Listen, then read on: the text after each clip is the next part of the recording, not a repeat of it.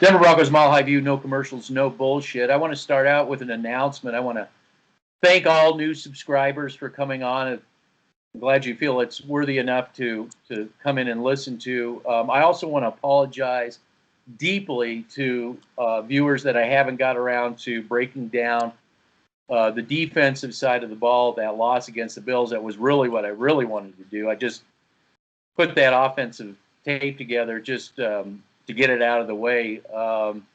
I just want to explain to the viewer that it's very difficult for me to do that breakdown the film. I've got a lot going against me here.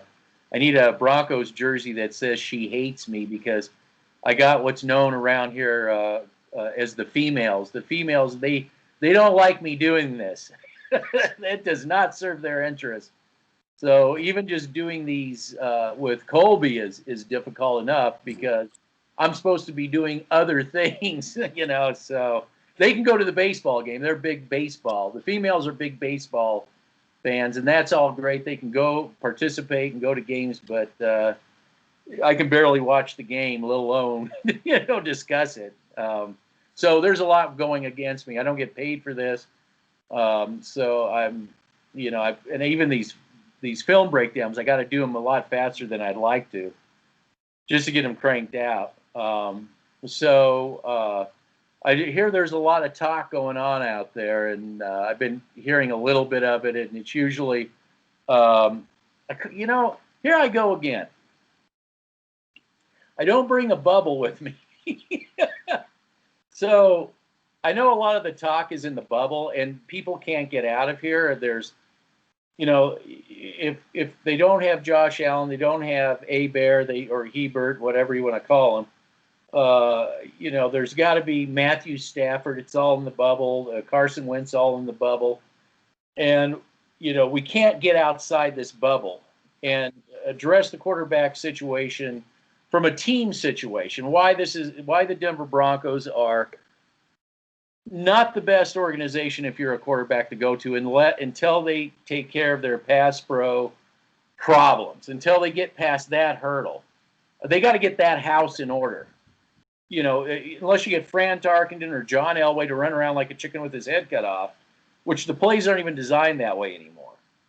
So go ahead and we'll get you on the lock bandwagon here, and I'll chime in. So go ahead. I just want to touch up on some points that the comment section has been saying the last few days. I've been going back and forth watching your videos and trying to educate myself on the things that I have been not seeing as a fan, and getting different perspectives and getting different points from people. I just want to say this. The reason why I am so passionate about this, and the reason why I get so worked up, is because I hate seeing the Broncos the way they are. Okay. I grew up spoiled with the last few years that I could enjoy with the Broncos, with a competent owner and an owner that knew what he was doing. So that's why I'm worked up. I don't hate any of the players on the Broncos. I just call out the shit that I see. And I'm not going to put out bullshit that is going to make you fans feel good, okay? I'm going to call it like it is, okay? I'm going to call it straight down the middle, okay? I'm not going to be a fake person on this channel. I'm going to tell you guys like it is, okay? I have to pat myself on the back with this, okay? I was the first person out there to say that they need to start pulling the offensive linemen, and magically they started doing that, number one. Number two, I specifically said that Justin Simmons is not a top 5 safety. I think that the last few weeks have been proving my point exactly with that whole comment right there. Number three, I don't hate Bradley Chubb, and I would still to this day take Bradley Chubb over Josh Allen. The reason I say that is because just go watch his press conference when he got to the Pro Bowl. Now, I don't take anything away from the Pro Bowl. It's just accolades. But that guy right there, Bradley Chubb, cares. And I want that type of player on my team. For him to be emotional like that, just go watch his press conference. I want players like that. And I believe he is a leader. He's going to be a leader on this team. Now, is he going to be here for the long term? I don't know about that. He might have other plans and want to go play with a better organization. if we don't get an owner in the next 2 years. That's number 3. Number 4, I want to bring up a point that you brought up. We don't get paid for this. I also have a job too that's very stressful, and I also have a job that I have to work a lot of hours. Okay. I love doing this, and so does he. And his film breakdowns, I think, are one of the best out there. It's not because I am lucky to be on this channel, but he was the first person to bring up how our linebackers are terrible. He was the first person to bring up how our defensive line can't get any pass rush up the middle. He was also the person to say, he was also one of the first people to bring up the AJ Boye thing. Okay. So this man right here deserves a lot of credit for him, because he has like, females. I have a female too. The females. The females. We don't get paid. Hey, our cat is a female. I can't get out of all this estrogen. I'm just like drowning in it. Go ahead. Exactly. So I just want to touch up with this. To all the feel-good fans out there saying that we hate the Denver Broncos, get off your ass and stop saying that bullshit, because, you guys can have your own little bubble world and believe what you want to believe. You want to believe that James Marilat fire everybody, don't blame Elway. That's fine. If you guys want to go with that, that's perfectly fine. But I'm going to call you guys out, because that's not the issue. So I give this man all the credit in the world, because he was the first person to start this channel. He was the first person to bring up the incompetence of John Elway. He was the first person to bring up how they are going to start feeding Drew Lock and Vic Fangio to the wolves, like they're already starting to do it. So if you're going to go in the comment section and attack us for, screaming and yelling, I just wanted to let you know, me and him are so passionate about this team that I hate seeing this team the way they are. Now, what I have to say is, you were saying that, what, I'm talking about. Why I started this channel was the fact that everywhere you go, you get, everything is inside a bubble. It's all the same. Sports talk radio, online platforms, the thinking is in here, okay? The reason why I'm the least popular, I'm outside of this, generally speaking. I'm talking a language that those people can't understand, because it's outside of that paradox, okay? So let's just talk about this idea about bringing Mathew Stafford. I'll just pick one out that they're talking about, and bringing him into this organization. Okay. Before I even get into why that's the stupidest idea ever, before I get into that, I want to address that from a completely, again, outside of here, just over their heads, is that the way I see it, I think, and I brought this up to you, I really believe that Drew Lock would benefit by being traded to the Indianapolis Colts. I'm just saying Lock's benefit. Forget the Broncos and all that. Just Drew Lock as an individual. And you'd say, well, why would you do that? Because one, yes, he would be under the tutelage of Rivers, but it'd be kind of like, Alex Smith, Drew Bledsoe, where these other quarterbacks come in and take over, okay? It's that. But here's the thing. The Colts, from an organizational standpoint, have their act together, beyond the scope of what Bronco fans can understand. When you, as a fan, for years on end, see bad pass protection, you become it becomes normalized. You think that that's the way it's supposed to be. You have no clue. You're outside of your bubble. The way it really should, the best way it should be. They have one of the best offensive. The guy I wanted anyway to come in. This is before I even had a channel. I wanted this guy to come to Denver. Of course, that wouldn't happen. But he surrounds the quarterback with the best offensive line. Okay. Then you get your Cortland Suttons and everybody else. Because I think this is a team that's going to progress. Their projection is upward. Ours is like, a bag of marbles you're shaking around and you hope that they all land the way you want them to land, or dice or whatever. Mm-hmm. So the reason Mathew Stafford is a completely horrible choice, it's not because he's a bad quarterback. It's because, matter of fact, Mathew Stafford would be great on the Colts too, because they have an offensive line that can protect the quarterback. Mathew Stafford needs maximum protection. He's just, if this guy gets hit, he's gone for the season. History shows, the track record shows that. But when all you can, again, you know what? It's like Elway. We always say, what does Elway do? You can't see anything else. So all you see is Mathew Stafford. That's the only thing you can see. You can't see anything outside that paradox. You don't stop for a second and say to yourself, well, have we not learned from like Flacco? Have we not learned from bringing in these injury-prone porcelain dolls on a team that cannot pass protect? Can we address the pass protection? Can we do that? See, they're everywhere, these people. Now let's just really quick, just one other thing before I'm going to segue into this just briefly, and then I'll let you comment. I wanted to break down the defensive game film because everybody wants to rattle on Bradley Chubb. I haven't heard anybody, not one person, actually discuss the defensive line as a unit. They sit there with this. They focus on one person. They can't look at the bigger picture. So when I put a channel together, I'm trying to look at a bigger picture here. So, and anyway, and I know for everybody wants to talk about this, that myopic conversation, the conversation that's within this bubble. So I'm trying to expand this out because the Broncos have problems that aren't going to go away until larger problems that won't go away until they're addressed.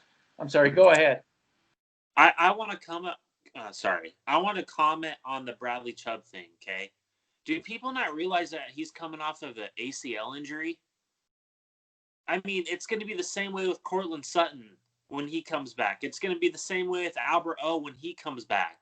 I mean, you guys, you got to stop saying that Bradley Chubb is, invisible. I mean, he still affects the game in different ways, in the run game, etc.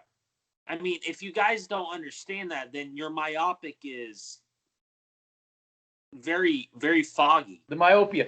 Yeah. Oh, go ahead. No, go ahead. No, go ahead. Go ahead. I was just going to say, I at the before the season started, when we were in the free agent market, what I see when I wanted to break down the film with the Bills, the same thing I did with Carolina. I ISO'd the whole line as a unit, giving Bridgewater the same kind of protection, and it was even worse with the Bills. Nobody wants to talk about the unit. The unit, and this is the other thing too. When we had Casey, everybody was just Casey, Jarrell Casey. When he was in, we didn't see they didn't even put a second guy on him. But nobody wants to talk about that. The Denver Broncos line are rotational players. We don't have the guy you call him the guy I wanted. This is a guy that he's going to be the next Chris Jones. He's in that. He's up and coming to be that. Players like that, you don't sign them every day. No. You have to get this interior. You have to get a all-star interior lineman to assist Chubb, to give Chubb that to focus some of that attention that the offensive line gives on him, away from him. Okay, he's doing all he can again with what he has to work with. The Broncos do not have the player personnel to get that push into Allen's face, where you keep a spy back there, and that spy again. Let's talk about the linebacking.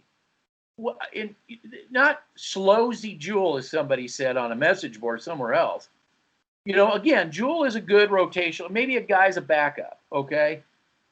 But we don't have the all-star linebacker that's sitting in as a spy, says, okay, you're going to run. You're going to run. I'm going to take your legs out from you, Josh Allen. I'm going to get you on the turf so fast, you don't know what hit you. We don't have that. Everybody wants to sit with their jaw dropped because of Josh Allen, who's a good player. I'm not saying he's not. But there are people on the other side of the chessboard that you can get that can neutralize that. That's the conversation we really need to be talking about. As far as the defense goes. Okay. Then we can get into Locke in a little bit, but go ahead. So I want to bring up the 2 points that you brought up about the defensive line and linebackers. Okay. I went back and watched the game again. Okay. Alexander Johnson and Josie Jewell, they're not the all-world linebackers that you guys think they are. They're just not. I mean, they're sideline to sideline, their pass coverage, even their run stopping ability is just trash. Okay, the only reason how they get those. Well, hold on a second. It's trash when you compare it to a top-notch, like the Bills. Yes. That's another reason I wanted to break the film down to show you what real linebacking is. I saw many instances this last Sunday where the likes of Terrell Edmonds and Milano, the linebackers, and Klein, I mean, those guys were all over the place on Sunday. They were tackling our running backs. They were getting in the backfield, et cetera, et cetera. I mean, it's absolutely ridiculous that I have to hear from all these the Broncos country and Bronco fans how we need to re-sign Alexander Johnson. He's in the last year of you better not. Seriously, that would be. Well, let's put it in perspective.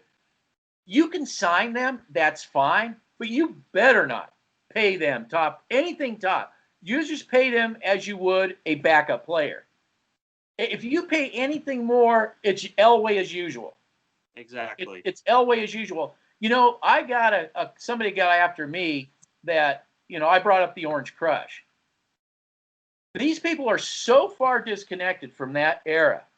Our linebacking was on the level these Bills linebacking was. I would even say the 2015 defense too, with Danny Trevathan. Okay, well, that's what they said. They said, but I'm just saying the point is, they don't know what they've seen such bad linebacking for so long. It's only been 5 years now. Yes. That they've even remotely seen any good linebacking. Mm-hmm. That they're accepting the Alexander Johnsons and the Josie Jewells. It's unacceptable as a starter. Sure, you keep him in as a backup. That's fine. I'm having no problem with that. I'm fine with that too. Yeah. But you can't pay these guys what you're going to pay Bills. And the Bills will probably lose some of those linebackers. Maybe one comes to the Broncos. I don't know. But what I'm saying is that you cannot pay those two all-star money. You just can't do it.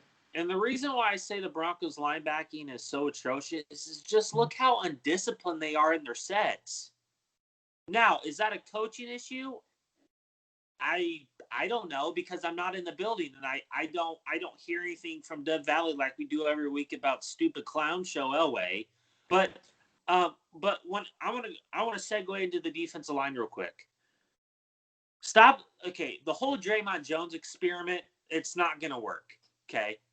I think that Jarrell Casey will be gone because his cap hit and his cap hit for next year is going to be his holdover for the cap is going to be enormous, just like AJ Boye.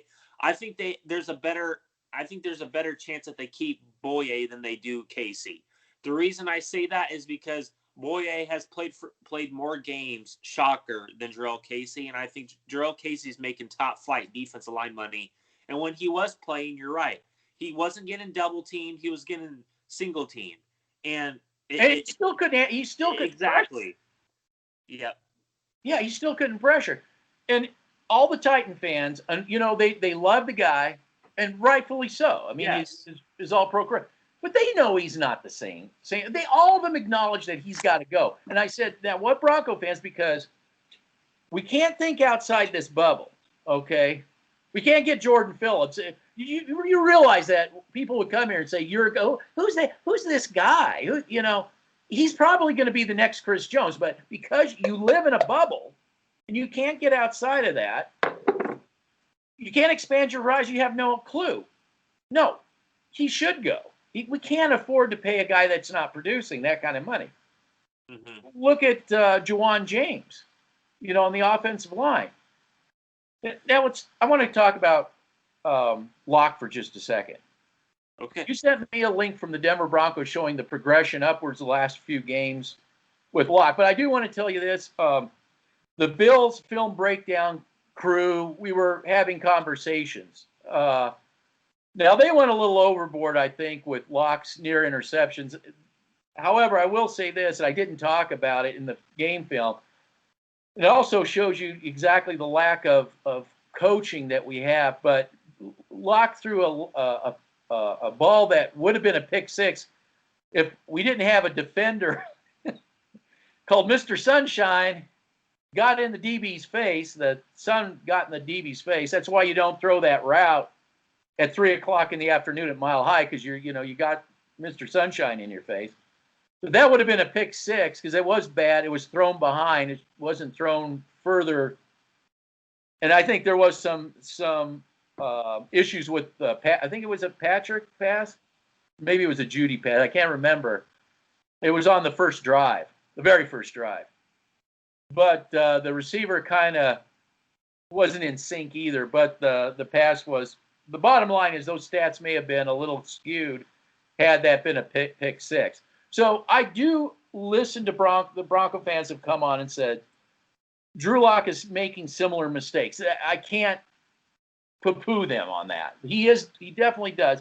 But to your point, there is an upward progression, and everything that's been working against Lock, the offensive schematics, the pass pro problems, and on and on.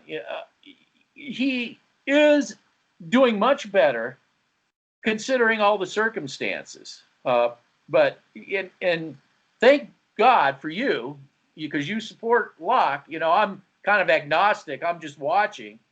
But what I am a supporter of is just sticking to something. Okay, sticking to something. Elway's ego is so big that I think that Locke has done enough to satisfy Elway's ego into keeping him around, and hopefully keep building the team from the ground up. Hopefully. That's a big hope for the guy that can't pick anybody, right?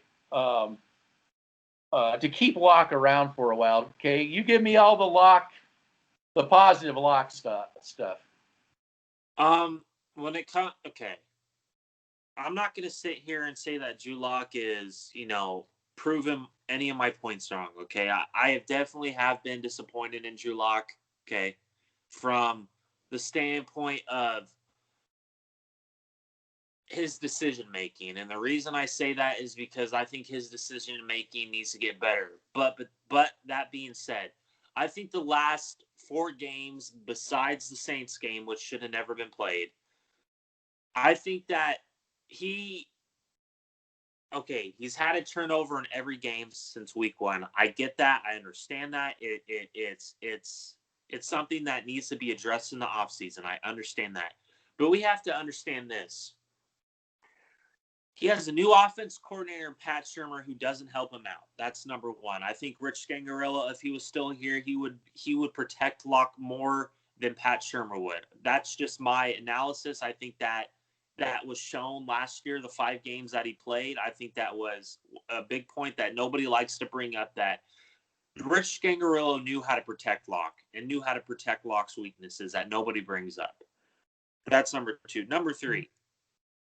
What I've seen from Drew Lock these past 4 weeks that he wouldn't have done those previous 4 weeks is stepping up in the pocket and dinking and dunking and not going for the deep shot every single play. Okay, that shows that he is starting to understand. Now, not fully understand, but he's starting to get it in his head, and I think the game is slowing down for him. Well, I really do. Let me say this. Again, I got to step outside the bubble, okay? It's all Locke. No. I think the offensive coaching staff, Elway, which is Elway, and Shurmur have realized, too, that it can't be go vertical all the time. I believe that was encouraged because when Shurmur came, he did a press conference, and you can still see it on the right hand. They have all the videos that pop up, and it pops up where Shurmur says this is going to be the attack offense. This was the mindset. We're Kansas City. We're Buffalo. We're all these teams that we're not, okay? They didn't have the sense to know that. But the coaching staff is also starting to get it through their thick heads that they've got to do what you said, more Rich Scandrell, or what I say, the Munchak effect. Yes. Mike Munchak. Okay, now I want to say one thing on this play I brought up, because there was a lot of talk about it. And it's a microcosm of other things, because, and again, people want to get off into Matt Stafford and Carson Wentz tangents. They go, Cam Newton, yeah, these tangents that just go into outer space, because that's all inside the bubble. You can't get. So I show a play, and I'm trying to explain coaching breakdown that doesn't help your quarterback. Now, it was the commenter from the Cover One was correct about Max Pro. Okay, you're sending two wideouts out trying to keep protection. Mm-hmm. But even a basic junior high school coach knows you got to leak somebody out. Lindsey, this isn't on Lindsey, other than his technique anyway. Lindsey should have been leaked on that play.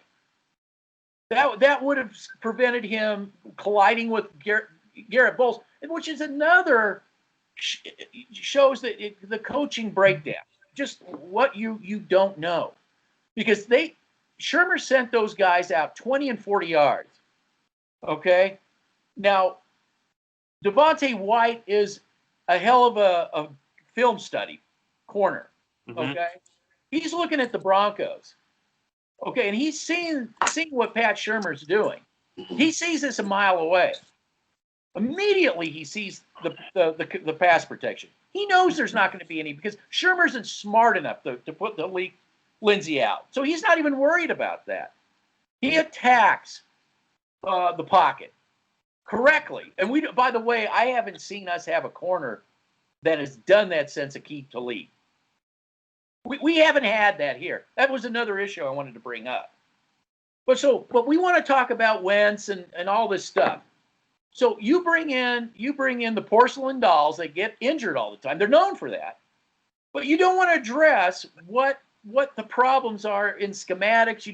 What's going against these quarterbacks. Sure, bring in them all. Bring all of them in. But you're still going to be straddled with these problems. They're not going to go away until you actually realize and put pressure on Sports Talk Radio to start talking about this. We're starting to get a little bit of it. Yes. There was actually talk, gee whiz, we just really don't have good pass protection. Well, where the frick have you been for the last 5 years?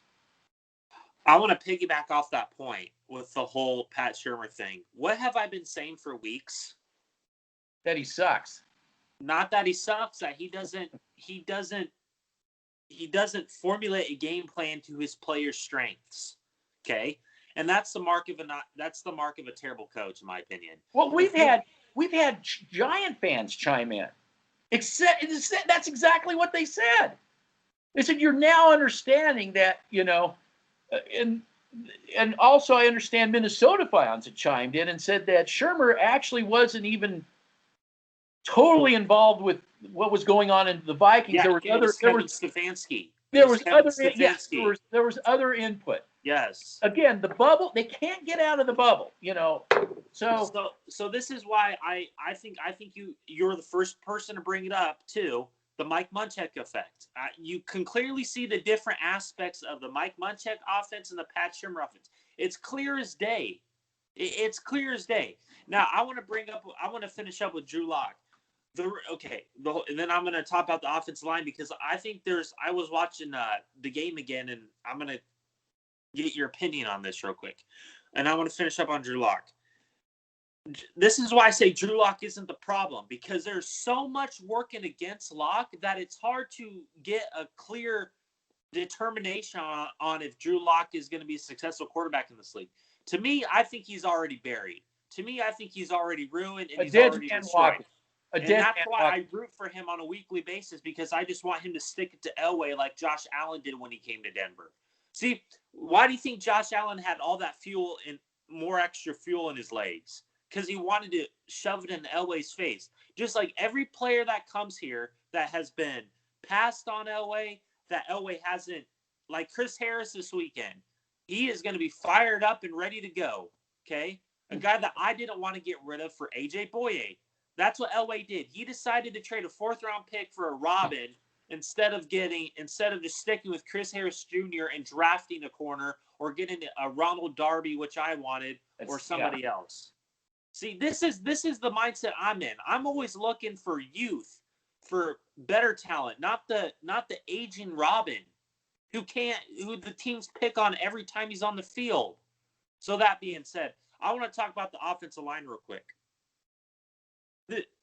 Man, Dalton Ryder, you brought it up in our last video together, how 2 guys were blocking a single defensive lineman from the Bills and were getting pushed back.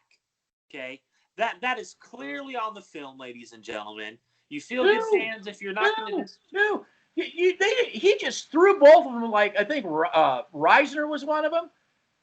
And I think it was Cushenberry, wasn't it? It was Reisner and Cushenberry. Yeah, he just threw 2 of them. He threw, and this is what I'm talking about, getting those kind of players that do that.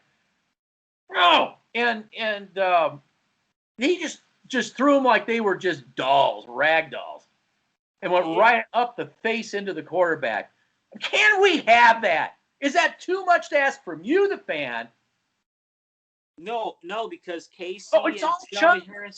Chubb this, Chubb. Can you get it through your head that we do not have those caliber players? And I'm pounding the table. They get those kind of caliber players here until you fans put pressure on the front office, sports talk radio to get those kind of players. None of that's ever going to happen. Stop whining about, you're all pro. Chubb. Jeez. Sorry, no, keep running if you want. Go ahead. Okay, with the whole Garett Bolles thing, man, what did I warn you, Feel Good fans? I said if you guys give this guy top 5 left tackle money, which he is making, by the way, he had a really bad game. Could have been better. It could have been a lot better. Could have been a lot better. I want to bring this up before the comment section starts saying that I hate the Broncos and I hate Garett Bolles. Am I happy with the progress of Garett Bolles? Absolutely. But it has ruined all the other guys on the offensive line. That's where I have an issue with it. Because Elway had to get tickled pink and shove it in everybody's face that Garett Bolles is this franchise game-changing left tackle. Okay? To me, he's always been a rotational left tackle like the guard Elijah Wilkinson is. Okay? But that being said, Graham Glasgow, the guys that everybody was giving an A+ grade to Elway for giving a 4-year contract to, I'm watching the film and he's getting pushed back, number one. His run blocking sets are absolutely atrocious. He's obviously hurt. What a shocker, Ronald Leary 2.0. And I'd rather go with the rookie, Netane Moody, who I'm going to tell people this. I actually had a 2nd-round grade on if he didn't have all the injuries in college. So Netane Moody, I think, is a better option than Graham Glasgow is. But now that you gave him a 4-year contract, you're hand-tied, just like you are with Hot Tub Time Machine Juwan James. Go ahead. Okay. Now, what you're talking about, you're talking a foreign language. To Bronco fans that go to sports talk radio, go to all these Bronco platforms, you are so far outside this bubble that they talk about. Okay, they can't look beyond Garett Bolles. Look, look what the progress. The conversation outside of this Garett Bolles. On Garett Bolles, the outside conversation is, why did you have to bring in all these coaches and completely ignore the rest of the line just for one guy to bring him up. Let's just say that you are right as a fan that he's an all-pro top. He's the number 5 left tackle. Okay, let's say your argument is right. Okay, why did it have to come at the expense of everybody else on the line? Thank you. Why can't we have that conversation? Okay, I put the film out too. The Broncos are backed up, right? They do not have the player personnel across the line to muscle their way out of those deep situations to get their running backs, who they've got decent running backs. That's not the problem. Mm-hmm. They do not have the player personnel on the offensive line, okay, across the board. The guys that they do, that's why you have to have Wilkinson in there, because he's the best you got to push pocket, which really, when it comes to playing the big dogs, he can't. Okay? You have nobody to just muscle your way, or in the end zone, or on the other side of the field. You know, Locke did that little misdirection end around play because you don't, and it was a third and 1. You don't have the player personnel up front to push everybody else. You know, that's what I'm trying to get at with these fans. They can't think outside of these little bubbles that they get talking into. And I also want to bring up this point with the whole how this correlates to Drew Lock real quick. Okay, and I just want to bring this up real quick.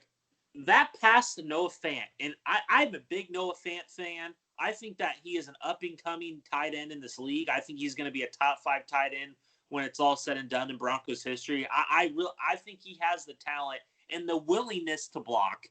He's not a great blocker, but he has the willingness to block.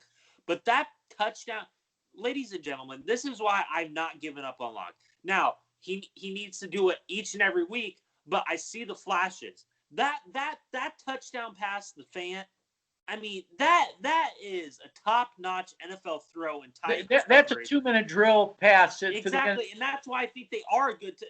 Great point again. The first person to bring it up right here. A great 2-minute drill team. They are a great 2-minute drill team. Yeah. That pass to Judy when Locke is getting step in the pocket and he's getting hit in the legs, great pass. That shows that he's learning, that he's not stepping back and throwing off of his back foot. Now, is he still having those same issues? Yes. But what have we said from the start of the season? That this is a rep season for the Denver Broncos, for the young players. Yeah. So we should probably talk about the Chargers game because that's what we were here for. So I'll let you lead off. Well, I mean, I don't. For me, I'm already looking down the road. Me too. I mean, for me, that I'm going to see what kind of player personnel they can bring in. If they're going to commit to building a team from the lines out, which are they going to commit to bring in a decent top flight linebacking, some linebacking? I just really, again, I don't have any faith in this organization until we get an owner. So this is just rep time for Locke, who's he's going to face pass pro problems probably again with the defense that the Chargers have. The melt, we got God. That's right. They just anointed the quarterback for the Chargers God. He's now God. And Bosby, I think, again, is an up-and-coming kind of guy who should have been out there learning. That doesn't mean that we can't get in free agency. Of course, they're hard to come by, a Devontae White or something like that. But I'm just saying that no pass. Are we going to see any rush on the quarterback? So Hebert will be back there like maybe the last guy here reading War and Peace. Sorry to interrupt you. Bring a great point. Just because this team is ranked 30th in the league in offensive line play doesn't mean they're the 30th ranked offensive line. I mean, last time we played them, they didn't play like the 30th ranked offensive line, which me and you were getting killed in the comment section for. I mean, seriously. I mean, until the game. That's exactly what I'm talking about. Those people evaporated. Yeah, they evaporated quick. Yeah. So yes, when you have bad pass, you don't have any pass rush. You're going to make the 30th look a lot better than they are, and that's what we need to talk about. Thank you, Chubb. This is about how to you have a Chubb. Let's start building around him. You're going to lose Von Miller. Oh yeah, he's gone. Yeah, I mean, that's should be a foregone conclusion. So why don't build around these players like Chubb instead of trying to, say get rid of him or whatever. I don't know what they're saying. They're saying. But they can't talk about building around these things. Yeah. Because all they've seen bad play, and now it's normalized to them. So they can't go outside the bubble and think about, we got to get these lines built up. That's what I have been saying for years is, okay, so to bring up another point, this is why I didn't want to get rid of Adam Peters, a guy that is... Who's that? Yeah. Who is that? And That's outside the bubble. You're talking outside the bubble again. Can I bring up something real quick? This is how smart John Lynch is as a GM, and he's not an Elway. And everybody likes to compare him to Elway. That's ridiculous. Let me just say this. This is how smart Kyle Shanahan is and John Lynch is, in which I wish we had them instead of Elway. They understood how important Adam Peters is to their scouting department and player personnel department. They actually gave him a buttload of more money and gave him a new title because he was about to leave for Detroit. And could you imagine if he was in Detroit? That team would look so better. But this is what I'm talking about. Well, that's what they need in Detroit. They need somebody like him. And, go ahead. No, go ahead. I was going to say, I've always loved talking about Detroit in this one way, is that if you want to build a team properly and you've really got your shit together, you got a group of people that really have their shit together, that's the team you want to do it with, because they don't even know what winning is ever over there, even back in the NFL days. They may have one season in the 50s, but it starts with player personnel. It starts with scouting.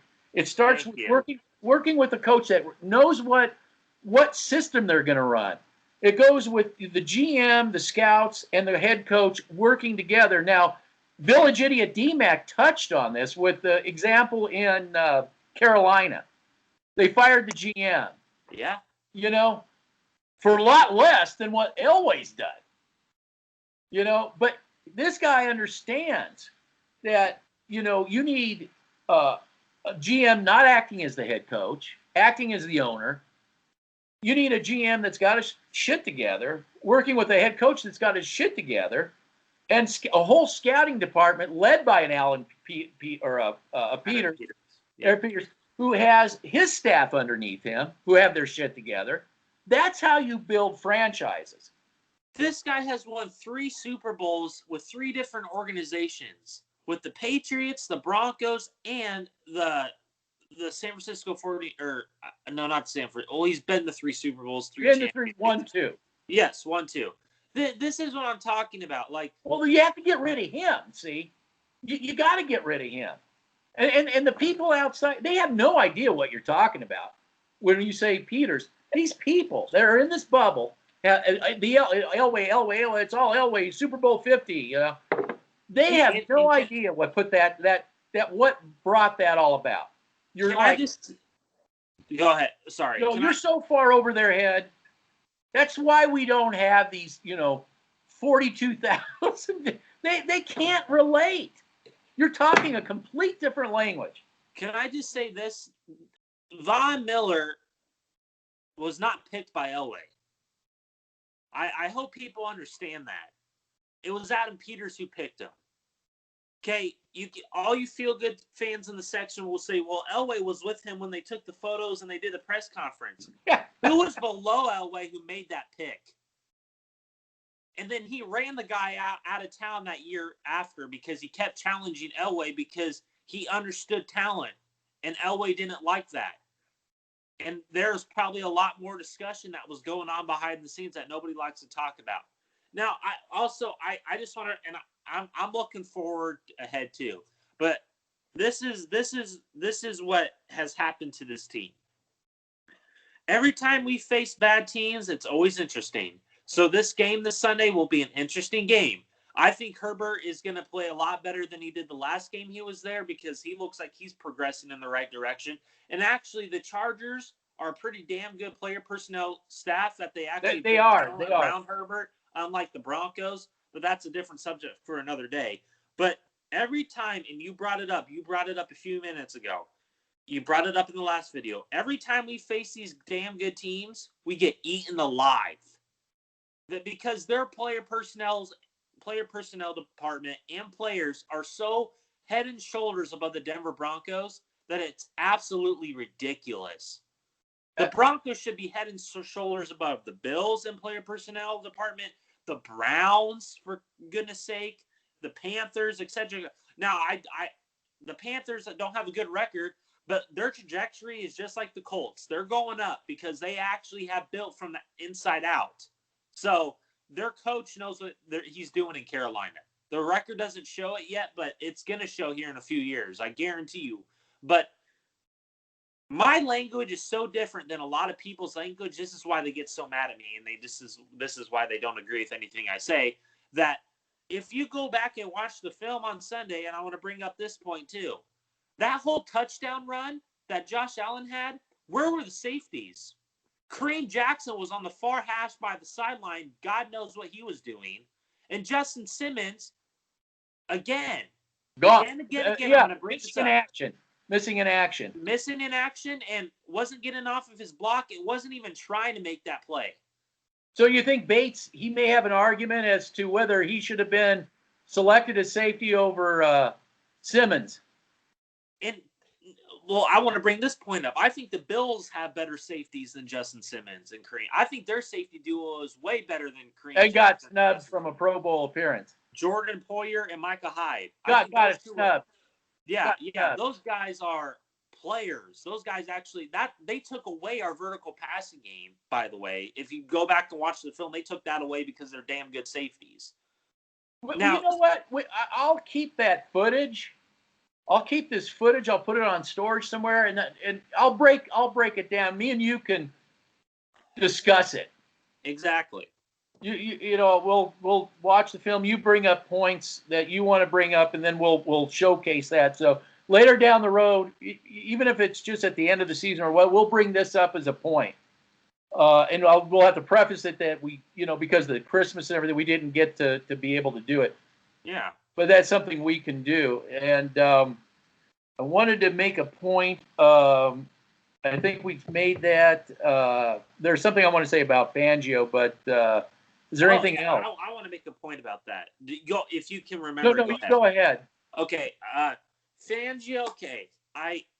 For all the people that are saying that Fangio has lost his locker room, I don't believe that for a second. I really don't. I think the defensive players are more frustrated with Elway than they are with Fangio. The reason I say that is I think that there's stuff going on behind the scenes with this whole organization, not just Fangio per se, but I think that this whole unit as a whole, I think they're very pissed off of how Elway has treated them, not giving them the right player personnel to help this defense to get back where it was. This is why I never believed this team was a top 5 defense. Number 3, look what Fangio is working with.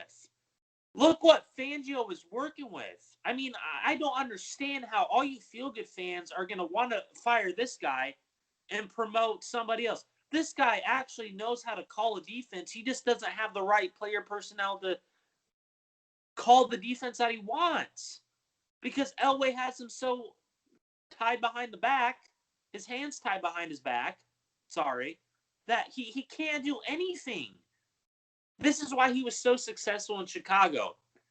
Because he had more say with the defense than a lot of people realized. Well, player personnel. Yeah, he had say in free agency on the defensive side of the football. He had say in the draft. That's why they got Roquan Smith. And look how great of a player he is. That's what I've noticed. The player personnel that Chicago was bringing in under Fangio, it's like in another universe. Oh, yes. Compared to what the Broncos are bringing in. That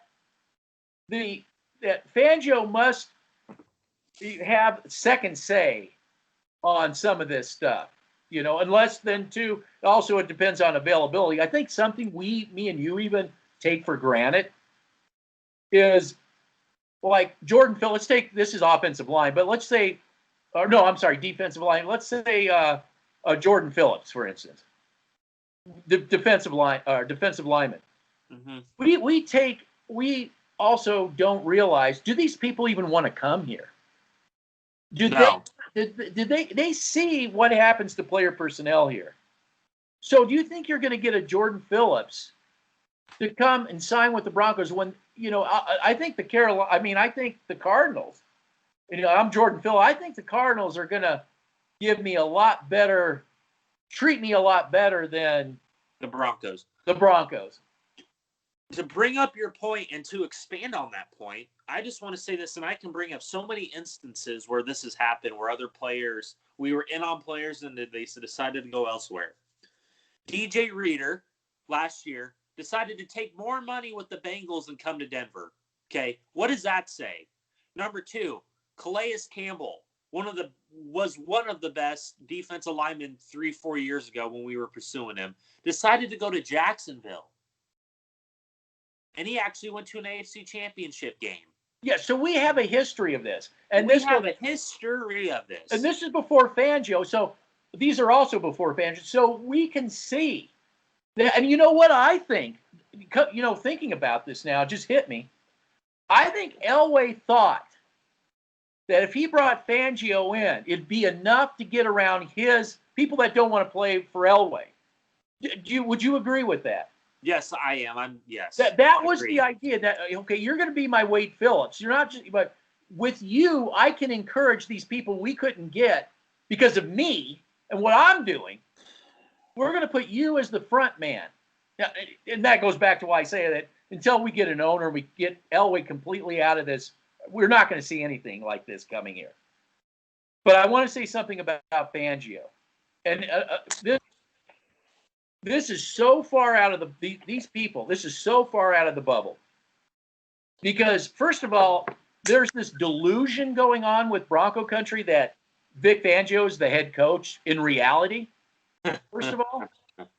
So they can't, this is too far out of the bubble for them. So it's just, but I'm going to criticize Fangio for this. You signed on the dotted line. When you knew there was no owner, when you knew that you were really just going to be the defensive coordinator, okay? When you knew there wasn't a quarterback, when you knew there wasn't an offensive system, okay? You signed with the Denver Broncos under all that horseshit. Literally, no pun intended. It is horseshit. You made the decision to do that. Now you're in this mess. So I understand the money, it beats defensive coordinator money. I get that. And I understand that the rest of the league will say, we understand that what the situation you were under, We'll let you be DC and then you can try to actually be a real head coach somewhere else. Not an acting head coach. I have to disagree with you slightly on that. Okay. Because I want to talk about the sign on the dotted line. I think Elway made promises to him that made him make him sign on that dotted line. Sure. And I think that those promises haven't been met, and I don't think those promises have been fulfilled. I think that what he promised was, you're going to have say on the defensive side of the ball when it comes to player personnel decisions. I think that was one of the big points that he brought up to Fangio that made him want this job. Well, no, wait a minute. I think that he is. Wait a minute. I have to disagree with that, too. I think that in essence, you're right. But I think, again, it goes back to I think they will come. If we build the field, right, they'll come. If they would be, you will be the field. You will be the beacon of light and hope for all these defensive players. They don't want to come play for me. That was the hope. So maybe Fangio does have say. Maybe he really does. But the fact is, they still don't want to come here because Elway's here. Maybe, Again, yeah. This is outside the bubble. I mean, people can't get outside that. Elway, you're the greatest. I think a perfect example of this is something that we need to bring up. And it got us Noah Fant. I'm happy about that. But would you rather have Noah Fant or Devin Bush right now? Probably Noah Fant. How about this? I'd like both. Oh yeah. I mean, I go with that? I think you were hand tied both ways in that draft. You needed a tight end, number one. I'm not saying and you needed a line. Yeah. You needed this is it. So why were we hand tied? Why were we hand tied? Because Elway, exactly, Elway.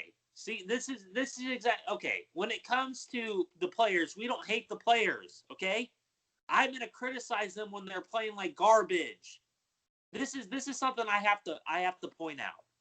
I do not hate the Denver Broncos. I'm not a Chiefs fan. I'm not a Raider fan. I'm not a Charger fan, etc. Okay, I despise those teams. I despise the Raiders. Well, I think some of these other guys are Charger fans.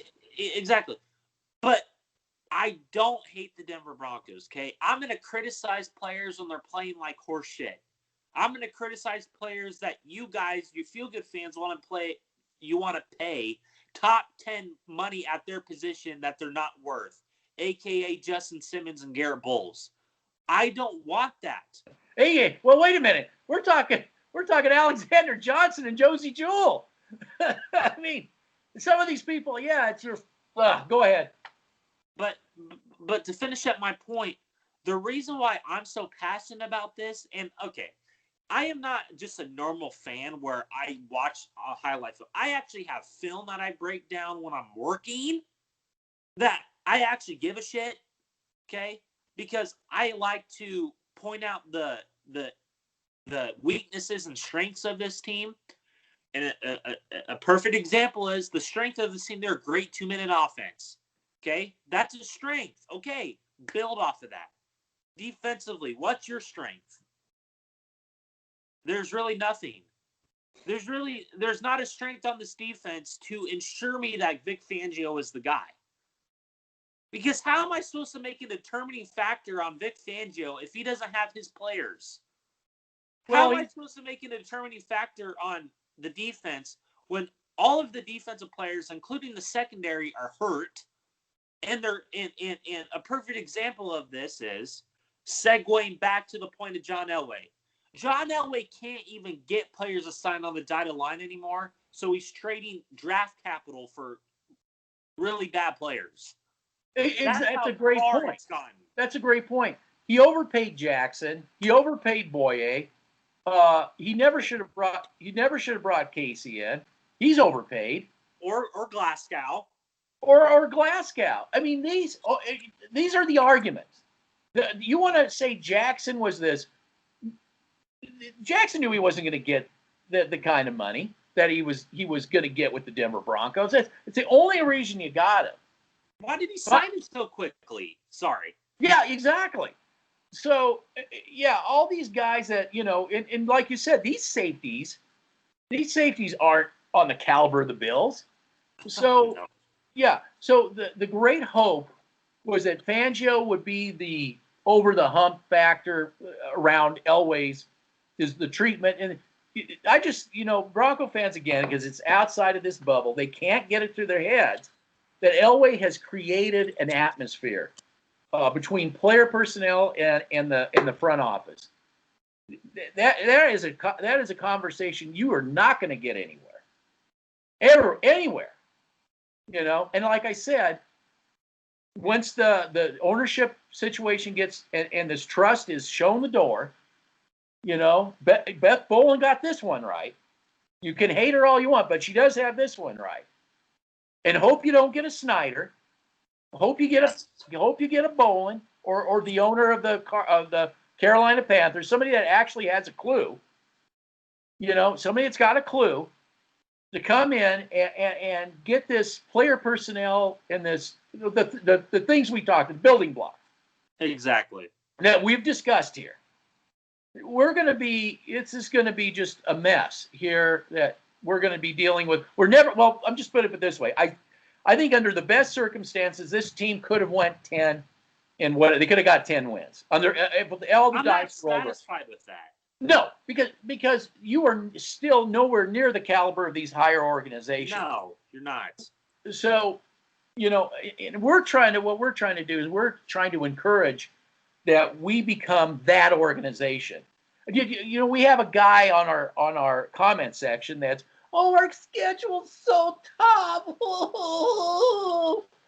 You, as a Bronco fan, should want to strive for definition. Yeah. Sorry. You, as a Bronco fan, you've got to strive to be that organization that is the thorn in everybody's side every time they come to play you. You can't be a little freaking bitch. Yeah. You can't be a little bitch. And this is why I hate feel-good fans. Because they act like little bitches. Yeah. Yeah, whining whining little shits. It's so hard for me. It's so hard for the Broncos to overcome these injuries. Well, teams are dealing with the same thing, and look at them. Yes. I mean, get your head out of your ass. Yes. You got to be that organization. God. We are that organization, but we're not that organization. Exactly. Exactly. The roles have reversed with the Browns. We are the new Browns. Oh, you didn't say that, did you? Yeah, now you feel-good fans are going to cry and not blame Elway. It's okay. I understand it. We're the new Browns when everybody inside the bubble can't stop talking about Mathew, Stafford, or Hebert is the next. That's what I was going to discuss with you. This is the Charger thing. The Chargers are going to be an up-and-coming team, and everybody inside this bubble will say it's all Hebert, it's all Hebert, it's all Herbert, it's all that guy, okay? They're not going to talk about the player personnel that the Chargers have been putting together over the years, much better than the Broncos, where they put a quarterback in a situation that he can actually function. And I agree, they probably need to work on when it comes to playing all the rest of the league.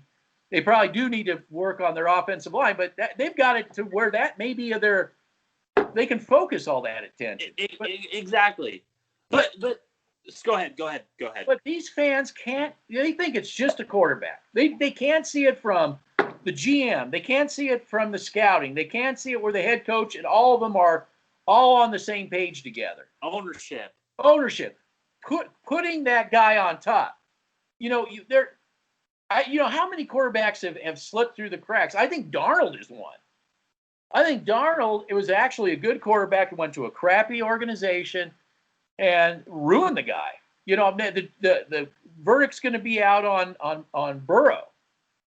Too. Are they going to ruin that guy? Well, let's hope not, because he's a good talent. I like him. I like Burrow. Yeah, but are the Bengals going to ruin him? Probably, because they're a cheap organization. That's what that's what the people that just are quarterback myopic can't understand. But to expand that myopic, John Elway, everything he touched turns to shit. Yeah. Everything John Elway touches when it comes to coaching, when it comes to player personnel, etc., it turns to shit. Yeah, this well, that's why you brought organization. That's why you brought Fangio in, because you was hoping that was enough to get you over the hump. Because the really good ones, I'm not going to the Broncos. I'm not dealing with that. And once Fangio leaves, he'll have success somewhere else. When Mike Munchak leaves, he'll have success somewhere else. Of course he will. I mean, the list will go. Ed Donatel, Bill Kolar, who's an underrated coach in my opinion. These guys will have so much success somewhere else. I hope that they leave. That's what I'm hoping for. Maybe even the special teams coach too. Yeah, Todd McMahon. That would be a slap in the face. That would be a slap in the face. Yes. So at the end of the day, I just want to bring this up. The feel-good fans, he just brought up a perfect example why I cannot stand feel-good fans. Because, number one, how the hell John Elway's part of the trust? No, he's not. Stop having your head so far up your ass that saying that John Elway's part of the trust. No, he isn't. No, he isn't. He's just acting as the owner because the trust is so freaking stupid that they're not going to act on firing Elway. That's why Elway has had so much control. He is not part of the trust. Stop having your head so far up your ass. Well, you're again. Again. They haven't understood the firewall. Elway put a firewall, and I think Ellis. It's almost like two firewalls. Elway put a firewall between him and the trust, and then Ellis has put also a wall, a barrier that can't be broken. And everybody knows that Elway won't go out to pasture and just be a PR guy shaking hands. I'm just Denver. I'd have with no player personnel say whatsoever, completely cut off from that. They will never do. And that's why he got rid of Peters. That's why Kubiak isn't around. That's why Wade Phillips had to go. They can't wrap their little brains around that. They're stuck in this bubble, and they can't see what really went down and where we are. And to expand on that point, just to expand on it, this is the whole field. Oh man. Oh, the schedule is so hard. We need a different quarterback. I mean, you got to be freaking kidding me. Are you like gonna cry and like poop in your diaper every time when something doesn't go your way? Oh, the Steelers. You don't see me as a fan coming on here crying my eyes out. I'm calling out like it is. I got a story for. Go ahead and finish. Just to finish off everything I have to say, yeah. This team is a clown show. Every week it's a new story. Everything Elway touches turns to absolute dog or horse shit. Everything that this team does is horse shit because Elway's has ruined this franchise. And number 5, and most importantly, the mark of a good team, and I bring this up to people all the time. The mark of a good team is how good you are on special teams. I don't care what you say. I don't care what people have to say. It's special teams and line of scrimmage play. Okay? This is why I think the Bills have the best chance of beating the Chiefs because their offense and defensive line is head and shoulders above the Chiefs, in my opinion, that they actually have a chance to beat the Chiefs. So that's they have a good chance to beat the Chiefs. They do. But here's this. I have to tell you this story. It's about Shannon Sharp. Shannon Sharp is like he's me. He's everything. He's my kind of player. I mean, he's totally my kind of player. He's funny. He told a story, and he said that this is back when Wade Phillips was coaching. He said they had to play the 49ers. It was during the 49ers' heyday. And I think when Twinkle Toes was their quarterback, what was their anyway? I just called him Twinkle Toes. Young, I think it was Young, back when Young was playing. So Shannon Sharp said everybody on the sideline was San Francisco this, 49ers that. That's all he heard, and he got so pissed off at his own team.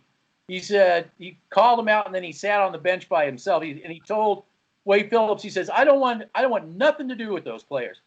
You have a team come in our backyard, and you're going to sit there and, San Francisco this, 49ers that. He says, I want no part of those players. They come here, we want to kick their ass. That should be the mentality. That's what I'm trying to bring into this channel. We don't have any players like that. We don't have any players like that, man. No. And the feel-good fans just add on to it. See. I mean, oh my goodness gracious. This is why I love Aqib Talib because he does not get the credit he deserves. He called out everybody that played like shit. And that is a type of player that I want on a football team is that we're not going to take any shit from this team. We're going to come out here and we're going to buckle up our chin straps, like Shannon Sharp has said many times. And it takes two to tango. We're going to be the one that beats you in that competition, and we're going to kick your ass. Yeah. Now, when the Bills come here, the Tampa comes here, it can't be. It's got to be. We play like that, though. We want to pound you. This is what I saw last year with Patrick Mahomes. You know, he got injured. Our own players were like, and you know, I understand. Everybody's got to be nice. You know, I understand in this day and age, right? But I'm not here to kiss Patrick Mahomes' ass. You know, I don't want the Broncos. Exactly. I don't want the Broncos defense in any way kissing Patrick Mahomes' ass. We're going to kick your ass. We respect you as a quarterback, but that doesn't mean we're going to kick your ass. We have to kick your ass. You will get your ass kicked, you know. If I was playing in the days NFL, I'd be talking so much shit that I would try and get in your freaking head. Okay, I just want to bring up. I'd probably talking to my own players too. Exactly. I'd be pissing off my own players. Number one, number two, I'd be talking so much shit. If I was facing Patrick Mahomes, I'd be calling him the Kermit the Frog and just trying to bury I don't want to say it. Bury him. And then number four. Yeah, I would be number four, and this is what is missing. Every time I watch a Bronco game, I see Michael Jamudia getting ejected. This is exactly what me and you are talking about. When you don't have a defensive leader that is getting in everybody's face and challenging them, you're going to see players get ejected like that. Okay? That's why teams are now you've been starting to see it. It was with the Chiefs with that one player who got ejected. It was the fullback Shurmur who got in that one guy's face. And he got ejected. You've been starting to see a trend where these Bronco players are starting to get ejected because they don't have a leader on that team to hold people accountable. No. Fangio, he signed on the wrong organization. This organization's got to get an owner, got to get this trust and Elway, all that out the door. This team is just going to have issues. Sure, they could probably win 10 games on the dice rolling exactly, everything perfect in your light schedule and injuries on the other team. You're hitting things just right, but you aren't these guys. Don't even go there. Don't even think you're those. No, I don't want to hear it. Yeah, I don't want to hear it. Well, it's a Merry Christmas special here, so I guess after the holiday, have yourself a holly jolly and. You know, you and your people over there, your peeps. My peeps. Well, I'm at work on Friday, so. Oh, you see, I sound like my nephew. He's in kind of the same deal. I have to. Yep, I have to do the same thing. So. Yeah, he gets to work Federal Boulevard out here. It's always a fun, exciting night. Yeah. So I hope all you guys have a great Christmas and. We'll see you guys hopefully on Sunday or something. So on the other side, we'll boy, I'll tell you what, I could get in a lot of trouble for doing a podcast. No, it's a Sunday game, right? It is. It's an afternoon game. Oh, okay, I should be okay with that because it's not on the holiday. You know, there'd be hell to pay if that was on Christmas Day. Yeah, I'd be in the doghouse. So that isn't gonna fly where we're at. No. All right. No. All right. Talk to you later. Okay. Take care. Merry Christmas. You too. Bye-bye. Bye-bye.